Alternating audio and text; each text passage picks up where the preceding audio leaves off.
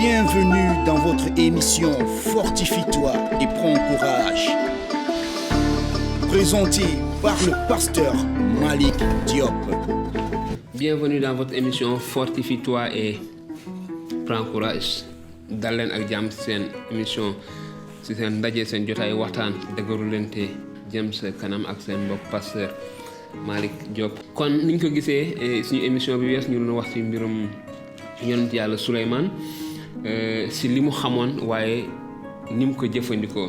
donc le roi Salomon sur ce qu'il connaissait, l'enseignement qu'il avait reçu, mais comment il a désobéi. Et maintenant, nous allons voir les conséquences de sa désobéissance. En fait, le fait qu'il ait toléré le péché, parce qu'il avait toléré le péché, parce que il savait vraiment que c'était des interdits de Dieu. Mais le problème, c'était il s'était dit, c'est pas tellement grave.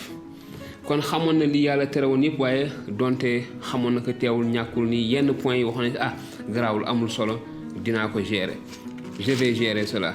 Ne sois pas tolérant vis-à-vis du péché.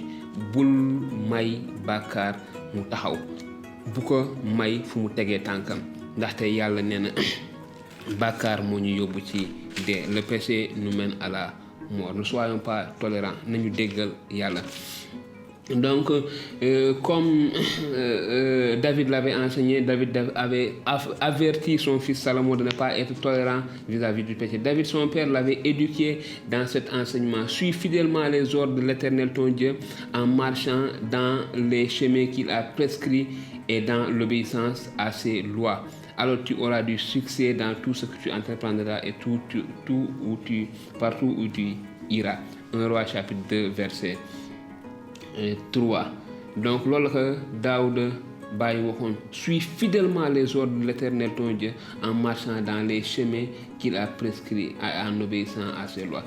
toppal yàlla si takkute te nga dox si déggal ko te bàyyi li mu tere lépp lu mu tere déggal ko si lépp lu mu wax en obéissant dans tout ce qu'il dit. Salomon était au courant mais il s'est fait entraîner en tout cas et sa fermeté c'est bien vite assoupli. kon ni ma ko waxee woon maanaam dafa soofantal bàkkaar te takkuteem maanaam ni mu takkoo woon ci borom bi daal di takku gi daal di woyof takku gi daal di bàyyi tuuti. Un chapitre plus loin il est dit Salomon aimait l'Éternel et se conformait aux inscriptions de son père David et donc il se conformait aux instructions li ko bàyyam Daawuda digaloon conseillé woon mu ngi ko doon def. Seulement comme le peuple il offrait des sacrifices et des parfums sur les hauts lits kon dafa doon waaye nekk pépp xeet bi dañ doon def ji yeneen sarax maanaam si kaw tund yi di sarax yi am leen dëppool ak leen yàlla waxoon. 1 Roi chapitre 3 verset 3 bon nga xoolee si vous vérifiez vous pouvez en tout cas personnellement aller plus loin. Le glissement s'est fait inexorablement de plus en plus loin de Dieu. Donc maanaam fi mu jaaroon déggadil yàlla boobu di ko gën a randal ak yàlla. C'est ça le problème avec le péché. Une fois qu'on laisse le péché prendre place, il ne va plus sortir de chez vous. C'est ça le problème. loolu mooy jafe-jafe ak bàkkaar maanaam bu ñu ko xasee may mu dugg toog jógee fa dootul yomb. Le fait qu'il quitte ne sera plus facile. Donc buñ ko xajal bunt, ne laissons pas au péché le temps de prendre place dans nos vies. Donc lorsque Salomon fut devenu vieux, ces femmes détournèrent son cœur vers des dieux étrangers, de sorte que son cœur n'appartenait plus sans réserve à l'Éternel son Dieu. kon bi Souleymane jëmee mag nag soxnaam yooyu daal di wëlbati xolam mu sore yàlla. Donc ba tax ne déggalatul yàlla. Donc ces femmes ont détourné son cœur de Dieu. Est-ce que Salomon savait cela? Est-ce qu'il savait que ces femmes allaient détourner son cœur? Oui, il le savait. xamoon na ko bu baax a baax. Qu'est-ce que c'est d'autant plus subtil qu'il a fait cela pour faire plaisir aux femmes. Donc dafa defoon loolu ngir maanaam bégal ay soxnaam. À l'époque de la vieillesse de Salomon, ces femmes détournèrent son cœur vers d'autres dieux et son cœur ne fut plus ne fut pas tout entier à l'Éternel son Dieu, comme l'avait été le cœur de son père David. Salomon se rallia au culte d'Astarté, divinité des Sodomites, et au culte des Milcom, l'abomination des Ammonites. Salomon fit ce qui est mal aux yeux de l'Éternel et ne suivit pas pleinement la voie de l'Éternel comme son père David. Kon Souleymane commencé nag di topp jabaram yooyu ñu daal di wëlbati xolam mu soree yàlla kon ba joxatul xolam yàlla fesul dellu ci xolam ni ko baayam mêlé woon comme l'était son père. Alors Salomon bâtit sur la montagne qui était en face de Jérusalem un haut lieu pour Kénosh, l'abomination des Moab, et pour Moloch, abomination des Ammonites. Il agissait ainsi pour toutes ces femmes étrangères qui offraient des parfums et des sacrifices à leur Dieu. Kon mu defal noonu jabaram soxnaam yépp yi nga xamante ni dañu doon jox ay sarax seen ay yàlla maanaam fii au verset 3 on nous dit que il eut 700 princesses pour femmes mu am juróom-ñaar téeméeri doomi buur ni ki ay soxnaam te kon il construit, si on peut se baser en tout cas sur cela, on peut dire qu'il bâtit 700 hôtels pour des idoles, lui Salomon. Pourquoi? Pour faire plaisir à ses épouses, parce que ses épouses étaient des princesses. Ay soxnaam ay doomu buur la ñu woon te ndegam dafa leen jëloon ngir am jàmm ak seen ay waajur dafa war a nangu defal leen li ñu bëgg. Puisqu'il les avait épousées pour être en paix avec les rois qui l'entouraient, c'est des princesses, des filles de rois, donc il se devait en tout cas de pouvoir à leurs besoins afin que ses filles soient en paix avec lui. Parce que s'il devait châtier une de ses femmes, répudier une de ses épouses, ce serait maintenant qu'il s'est fait ennemi de cet royaume-là, de ce roi. Donc il ne pouvait pas, il ne devait que satisfaire aux demandes de ses épouses. Kon li mu waroon def mooy lépp li ko soxnaam yooyu laaj donte sax yàlla bëgg ko mu tontu leen si mu defal leen ko. Donc voyons un peu ce que ça produit, la désobéissance à Dieu. Une fois qu'on laisse au diable une opportunité, une petite possibilité de s'installer, il va s'installer et ce serait très très difficile de le faire sortir de là. Et c'était le cas pour Salomon. Non la fa demee woon itamit ngir Souleymane ndaxte bàyyi woon na bàkkaar mu dugg dégg di loon na yàlla donte sax tuut la woon si jamono yooyu xalaatoon na ni mën na ko gérer waaye lu jamono yi dem mbir mi di ko ëpp doole ndaxte amoon na juróom-ñaar téeméeri soxna te kàddu gi nee na ku ci nekk daf la tabaxaloon bërëb booy jaamoo sa yàlla te ñàkkul léeg-léegi bu ko benn si ay soxnaam ñëwul ñu ànd mu ànd ak moom. Donc c'est très important ñu bàyyi xel sur la tolérance vis-à-vis de certaines choses que l'on sait être désapprouvées par Dieu conduit à un éloignement progressif de Dieu. La tolérance vis-à-vis de certaines choses que l'on sait être désapprouvées par Dieu conduit à un éloignement. Maanaam muñal wala masla ak yenn mbir yi xam nañu yàlla daf ko bañ yàlla bëgg ko daf ñuy soreel ndànk-ndànk ak yàlla daf ñuy soreel ak yàlla ndaxte yàlla bëgg loolu te jotaay yàlla bàkkaar amu fa déggadil yàlla amu fa.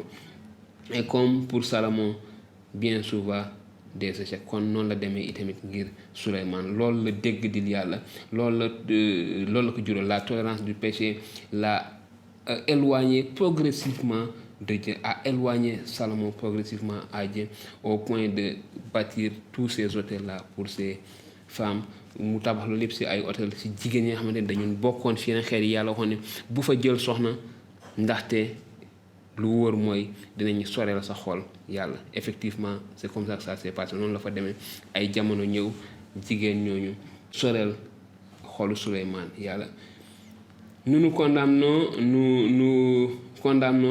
même si c'est tardif. Si nous obéissons à Dieu quand cela nous arrange et si nous vivons pas 100% pour lui.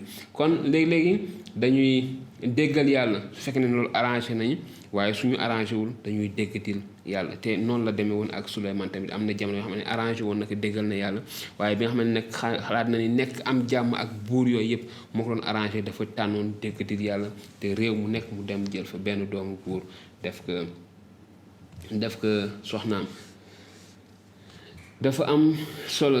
Mais itamit du yam foofu le retour renouvelé vers Dieu est une preuve de bonne santé spirituelle maanaam delluwaat si yàlla dafay wane ni ñu ngi wér te mën na nekk ñu mën a delluwaat si yàlla donc le retour renouvelé vers Dieu est une preuve de bonne santé spirituelle. Dieu avait dit à Josué, tiens bon pour veiller et obéir à toute la loi sans t'en écarter ni d'un côté ni de l'autre. Alors tu réussiras dans tout ce que tu entreprendras. Kon yàlla dafa waxoon Josué sàmmal yoon mi topp ko te bu ko mooy sa ndeyjoor bu ko mooy sa càmmoñ bu ci mooy dara sàmmal yoon mi te si biir loolu di nga am ndam si lépp li nga xamante ni moom ngay mbëbët li nga xamante ni moom ngay def donc dafa am solo waaye itamit am na yeneen yi nga xamante ni mën na ko jur suñu déggatil yàlla maanaam li ma waxoon sànq mooy wékku si suñu xam-xam. Salomon avait de la sagesse amoon na xam-xam bu bëri te mën nañu gis lu bëri si li xamante ni Souleymane waxoon na ko mais damay desuwaat si li nga xam ne moom laa waxoon si bu ñu deful jëfewul li nga xam ne moom la ñu xam si nous ne faisons pas ce que l'on sait ce que nous connaissons. Salomon avait de la sagesse, il savait beaucoup de choses mais il n'obéissait pas, il ne faisait pas ces choses-là. En fait ce qu'il savait était différent de ce qu'il faisait. Li mu xamoon dafa wuute woon ak li mu doon def. Quand on ne consulte personne, les projets échouent, mais lorsqu'on a beaucoup de conseillers, ils se réalisent. Maanaam bu ñu dul laajte suñu ay projet dañuy nasax mais waaye su fekkee ne am nañu ay conseils yu bëri suñu ay projet dinañu mat. Loolu Souleymane moo ko waxoon ci Proverbe chapitre 15 verset 22. Une fois roi, il s'est reposé sur lui-même. Donc bi mu demee ba nekk buur nag mu wékk léppam ci moom amatul ay conseils et toutes ces choses donc dafa doon jël ay décisions boppam. Son malheur c'est qu'il était intelligent te musibaam moo doon dafa amoon xel. C'était ça le malheur de Salomon et ça peut être notre malheur. Aujourd'hui, si nous avons fait beaucoup d'écoles, nous avons fait beaucoup d'instituts, si nous avons beaucoup de diplômes, on se dit intelligent, on se dit intellectuel. Mais c'est là où peut sortir notre malheur parce que en fait, nous pensons que nous pouvons rectifier ou bien Dieu s'est trompé. Je ne vais pas dire rectifier parce que quand on dit rectifier, il y a déjà erreur, il n'y a pas d'erreur. Tout ce que Dieu dit est vrai. Mais nous pensons que nous pouvons apporter quelque chose sur ce que Dieu a dit. Et c'est ce qui s'est passé avec Salomon. Il savait ces choses, mais il se disait que moi, je peux tenir face à ces choses-là. Moi, je peux tenir face à mes épouses. Ils ne peuvent pas éloigner mon cœur de Dieu. Man mën naa taxaw ci sama kanam ay soxna mënuñu sorel sama xol yàlla waaye li yàlla wax dafay am. Quand on désobéit à la parole de Dieu, on voit les conséquences, on voit les pourquoi Dieu nous a interdit ces choses-là. Bu ñu dégg di le kàddu yàlla faw dinañu gis lan moo taxoon yàlla tere ñu woon mbir yooyu. Dafa am solo donc Souleymane xamoon na lu bëri xamoon na loolu yëpp waaye terewul mu dégg dil yàlla donc dafa am importance ñu mën a bàyyi xel yàlla ñu mën a bàyyi xel li nga xam ne moom la yàlla wax. Donc c'est important pour nous de garder en tout cas l'esprit, garder la tête sur ce que le Seigneur nous demande de faire. C'est très important. Et on nous dit, je disais les conséquences li bàkkaar di jur. Qu'est-ce qu'on nous dit? Verset 8 de 1 Roi 11 dit: il agissait ainsi pour toutes les femmes étrangères qui offraient des parfums et des sacrifices à leur Dieu. Kon Souleymane noonu loon defee ak soxnaam yëpp yoo xam ne dañu doon def jox ay sarax seen yàlla. Waaye qu'est-ce qui s'est passé? L'Éternel fut irrité contre Salomon parce qu'il avait détourné son cœur de l'Éternel Dieu, le Dieu d'Israël, qui lui était apparu 2 fois. Kon yàlla dafa mere woon Souleymane ndaxte wëlbatiku woon na soraloon na xolam ak yàlla bi nga xam ne moom moo ko tànnoon. Il lui avait donné des ordres sur ce point précis qu'il n'aille pas se relier à d'autres dieux, mais Salomon n'observe pas les ordonnances de l'Éternel. Bu mu dem si yeneen yàlla waaye Souleymane ni ko bàyyam sante woon déggalul li ko yàlla wax. Il n'avait pas observé les ordonnances de Dieu comme son père David le lui avait dit. Alors l'Éternel dit à Salomon, puisqu'il en est ainsi avec toi, et que tu n'as pas observé mon alliance et mes prescriptions que je t'avais ordonné, je vais déchirer certainement le royaume pour te l'ôter et je le donnerai à ton serviteur. Te yàlla wax Souleymane na ni ko ndegam nii la demee sàmmoo sama kóllëre toppoo sama ay ndigal dinaa xotti nguur gi dinaa ko xotti nangu ko ci say loxo jox ko sa jaam seulement je ne le ferai pas pendant ta vie à cause de ton père David. C'est de la main de ton fils que je l'arracherai. Yàlla ni ko duma ko def nag si sa dund si sa nguur ndax sa baay Daoud à cause de David ton père. Yàlla ni xool naa ci Daouda sa baay xool naa ci déggal gi ma déggaloon xool naa ci sàmm sama kóllëre sàmm sama ndigal gi mi sàmmoon sama ndigal duma nangu nguur gi duma ko foxat ci say loxo waaye dinaa ko def ci sa loxoy doom. Donc c'est très important. D'où aussi c'est très très important pour nous de savoir que nous devons observer les ordonnances que l'Éternel nous demande. Il dit que il arracherait des mains de son fils. Je n'arracherai cependant pas tout le royaume. Je laisserai un tribut à ton fils à cause de mon serviteur David et à cause de Jérusalem que j'ai choisi. Te dinaa bàyyi benn partie benn pàcc ngir xeet woowu ngir kan ngir jëmmi Daawuda sama surga bu dëggu boobu. C'est très important. Donc dafa am solo ñu bàyyi xel. C'est très important d'être ferme dans l'obéissance à la parole de Dieu, de ne pas être tolérant au péché. C'est ce que le diable veut et cela suscite la colère de Dieu. Et qu'est-ce qui s'est passé? Verset 14, on dit l'Éternel suscita un adversaire à Salomon. Yàlla nag daal di indil noonu Souleymane mooy ki nga xam ne nag moom moo war a jël nguur gi ci gannaaw loolu. Donc dafa am solo. Donc la tolérance du péché, la désobéissance au péché, ça met Dieu en colère. Maanaam ñàkk déggal yàlla bàkkaar dafay merloo yàlla te bu yàlla meroo dafay wëlbatiku daf ñuy dëdd te bu boobaa dañuy ami noonu. te li nga xamante ni moom la jur mooy que ni nguur nga xamante ni ñoom ñoo ko yoroon yàlla daf ko joxoon Daawuda jox ko Souleymane yàlla nangu na ko si ñoom. Donc c'est très important. En tout cas, je vous exhorte à être ferme dans le Seigneur, ne pas être tolérant vis-à-vis du péché. Je vous exhorte à vous fortifier et à prendre courage, à persévérer dans l'obéissance de la parole de Dieu. Les circonstances peuvent être difficiles, les temps peuvent être difficiles, mais nous devons persévérer au prix de notre vie. Même si nous devons mourir en obéissant à l'Éternel notre Dieu. Fortifie-toi et prends courage, que le Seigneur vous bénisse. Alors, après avoir regardé ces enseignements, ces vidéos, ces exhortations, nous vous encourageons à aimer, à partager avec vos bien-aimés dans le Seigneur qui n'ont pas encore grandi dans le Seigneur, où qu'ils soient, vous pouvez partager avec eux. Ce qui concerne vos questions, vous pouvez nous poser vos questions sur WhatsApp. Si vous voulez aussi, vous pouvez les poser sur commentaires et on va essayer de répondre à vos différentes questions. Et si vous avez un sujet qui vous tient à cœur, que vous voulez que nous développons, que j'apporte des réponses bibliques selon ces sujets-là aussi, vous pouvez me contacter en privé, me donner ces sujets et je vais prendre le temps d'étudier ce que la Bible dit sur ces différents sujets et apporter une réponse si vous le voulez directement. Mais si c'est un sujet très important qui peut édifier, encourager d'autres personnes aussi, nous allons en faire d'autres émissions et les partager pour que tout le monde puisse bénéficier de cela. Merci beaucoup, que le Seigneur vous bénisse.